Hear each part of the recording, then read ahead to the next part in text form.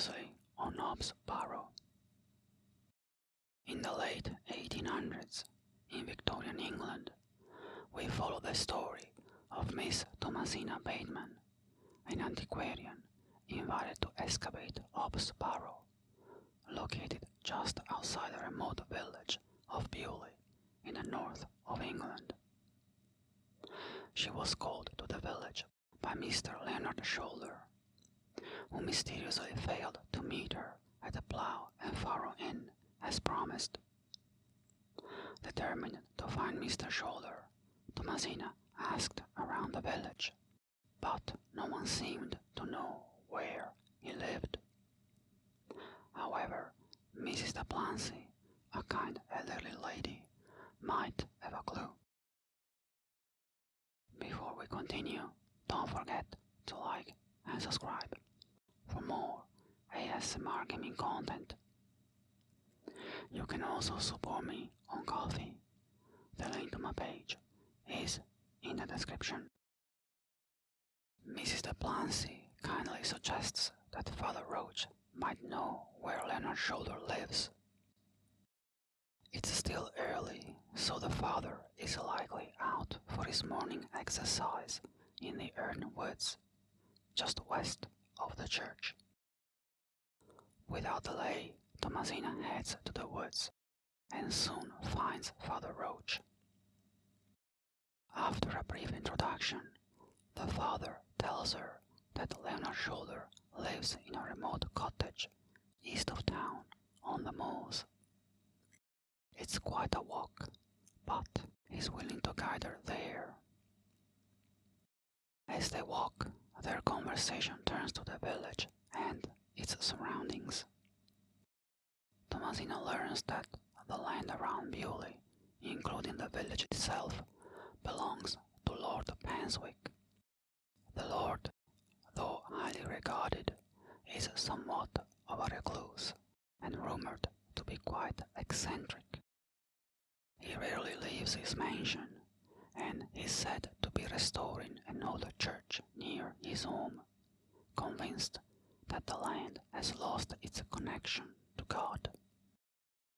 And not believe, considering St. Edmund's Church stands just outside the village, and it too is in desperate need of repairs. After a lengthy trek across the moors, they finally arrive at Mr. Shoulder's cottage. Isolated and surrounded by nothing but the wide expanse of the moors, the house is tucked far from the village. Mr. Shoulder certainly values his privacy, Thomasina muses. She eagerly knocks on the door, but there is no answer. Undeterred, she knocks again, this time calling out for Leonard. Still no reply, just the clucking of the hens and the crow of a nearby rooster. Glancing around, she notices a clothesline at the back of the cottage, where laundry is hanging to dry. One item in particular catches her eye, a single white glove. It looks all too familiar. Reaching into her pocket, she retrieves the glove she found in the alley the night before. It's a perfect match. So Leonard Shoulder was at the inn after all. But why did he flee without meeting her? The whole situation grows stranger by the moment. With no one home, Thomasina decides to head back to the village. On her way, she makes up her mind. If she can't find Leonard Shoulder, she'll locate Barrow herself. After all, she didn't come all the way from London just to give up. She came for an excavation, and that's exactly what she's going to do. As Thomasina makes her way back to the village, she hears the distant whistle of the train echoing through the air. Finally, Kenneth has arrived, which means her precious equipment is here too, along with a bit of extra money to help with her expenses. She hurries to the railway station excitement building up, only to find no one. Kenneth and her equipment are nowhere in sight. The station master, however, is at his post today, and to her surprise, it's none other than Mr. Tillett. That explains his absence yesterday. He was at the inn getting drunk. Seizing the moment, Thomasina approaches him, determined to get an explanation for his strange behavior the previous evening. She starts by asking about last night. Why did he disappear so abruptly? Mr. Tillett, still groggy from his drinking, seems puzzled, his face clouded with confusion. At first he doesn't even recognize Thomasina. Slowly, fragments of his memory begin to return, but they are hazy at best. His mind is a blur, barely able to recall the events of the night before. One thing he is certain of, however. He insists he doesn't know Leonard's shoulder. This comes as a shock to Thomasina. Just last night, he had claimed the opposite. Was he in line to get a free drink? Or is something else at play here? Another odd piece to add to the puzzle of this strange village. Rather than pushing him further, Thomasina switches her focus and asks about Kenneth and her belongings. Mr. Tillett explains that no passengers disembarked from the train. Only a few crates were unloaded by Mr. Price, the postmaster. But there is good news. One of the crates was large, and it had a red ribbon around it. That's Thomasina's crate. Unfortunately, it's now locked away in the postmaster's storeroom. Thomasina wastes no time and heads straight to the postmaster's depot, located just north of the Plough and Farrow Inn. However, upon arrival, she finds the door locked, and the postmaster is nowhere to be found. According to Mr. Long, a neighbor, the postmaster has left for Bakewell and won't be back for a few days. In his absence, Mr. Long has taken it upon himself to guard the warehouse and its contents. Well, this is just perfect. Thomasina needs to retrieve her crate as soon as possible, but with Mr. Long standing watch, how can she possibly get inside? For now, she decides to put that dilemma aside and takes a walk to clear her head. Perhaps a little fresh air will spark some inspiration.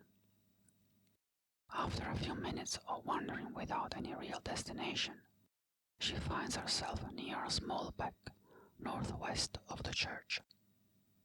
There, a little girl is playing with her dolls, looking rather forlorn. Thomasina approaches, curious about what's troubling the child. The girl's name is Jane, and she explains that her brother, Wally, took her favorite doll, Myrtle, and refuses to give it back. Thomasina has no real desire to get involved in a sibling quarrel, but then Jane mentions that she knows where Barrow is. Well, that changes things. Reluctantly, Thomasina agrees to help retrieve Myrtle in exchange for directions to the Barrow. Babysitting wasn't exactly on her list of tasks for today, but this is the first real lead, she said, and she can't afford to pass it up. And so Thomasina sets off to find Wally. Her first stop is the Ern Woods, but she finds no sign of him there. Instead, she stumbles upon 3 men hard at work chopping trees. There's also a distinguished gentleman who seems to be in charge, possibly the owner of the woods. Before Thomasina can greet him, he rushes off pausing only to give her a quick compliment before disappearing into the woods. Why is everyone around here so odd? She wonders. With the path ahead blocked by fallen trees, she decides to search elsewhere for Wally. Finally, she finds him sitting on the grass east of the village. But when she asks about the doll, Wally says he gave it to the fair folk, the fairies as he calls them. Wonderful. Now Thomasina has to find where these fairies live and retrieve the doll. Fortunately, it's not as difficult as it sounds. Just outside Bewley's graveyard, she notices a circle of mushrooms with a freshly disturbed patch of earth in the center. Using her trusty trowel, she digs through the soil and unearths myrtle covered in mud and worms. As she digs, memories of her own childhood come floating back. At Wally and Jane's age, she too believed in fairies. She would marvel at the circles of mushrooms, convinced they were portals to the fairy kingdom. But her father had no patience for such fantasies. He always told her that fairies weren't real, and that science could explain everything. Looking back, his words were harsh, but they shaped the woman she is today. One who relies on reason and facts, never swayed by old superstitions or folklore. And yet, in this strange village, where legends seem to lurk in every shadow, it's hard not to feel the weight of those old tales. With myrtle in hand, Thomasina returns to Jane, though not before pocketing a hairpin she finds tucked into the doll's waist, just in case it might be useful later. Jane is overjoyed to have her doll back, but when Thomasina expects her to fulfill her part of the bargain, Jane darts off, challenging Thomasina to find her. Oh dear, now Thomasina has to chase Jane all over the village. After some searching, she spots Jane disappearing into the woods. Following her trail, Thomasina hears giggling coming from a badger hole. Resigned, she crouches down to investigate, only to discover a sleeping badger inside. She quickly retreats, only to find Jane standing nearby, watching with wide eyes, clearly amused by the scene. Finally, Jane agrees to reveal the location of Barrow. She has to go north, past the church graveyard, up a hill, and then reach a farm owned by a man named Mr. Bryden. That's where the Barrow is located. In the end, chasing Jane through the village wasn't entirely a waste of time. Thomasina has learned the location of Barrow, and in the process her mind feels clearer. As she reflects on recent events, she recalls a few details she had missed earlier. Details that could help her retrieve her crate from the postmaster's storeroom. In particular, during her conversation with Mr. Long, the postmaster's neighbor, it became obvious how enthusiastic he is about the new railway station in Bewley. He is filled with excitement about the idea of visitors coming from far and wide. Meanwhile, Cyril, the old man Thomasina met yesterday, has the complete opposite view of the railway. He detests the idea of outsiders disturbing the peace of Bewley. A plan forms clearly in Thomasina's mind. She opens a tab at the inn and invites both Mr. Long and Cyril for a pint. Naturally, they are more than happy to oblige. But when they meet, sparks begin to fly. Each man tries to convince the other how utterly wrong they are about the railway, and soon enough they're caught in a heated bickering match. This is exactly the distraction Thomasina needed. With the storeroom unguarded, she quickly uses the hairpin she took from the doll to unlock the door and finally get her hands on the crate. She moves the crate through the village, safely stowing it away in the alley behind the inn. Inside she finds a letter from Kenneth, her assistant. In it he explains that an urgent matter has come up in London, preventing him from joining her in Bewley.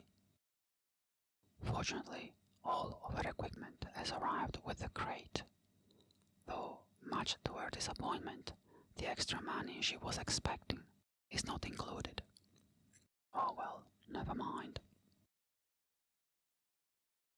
In the next episode. At last, Thomasina discovers Hobbs Barrow on Mr. Bryden's farm. But Mr. Bryden refuses to give her the permission to dig. The barrow, he warns, holds dark secrets that should remain sealed forever. Will Thomasina heed his warning or press on with her quest?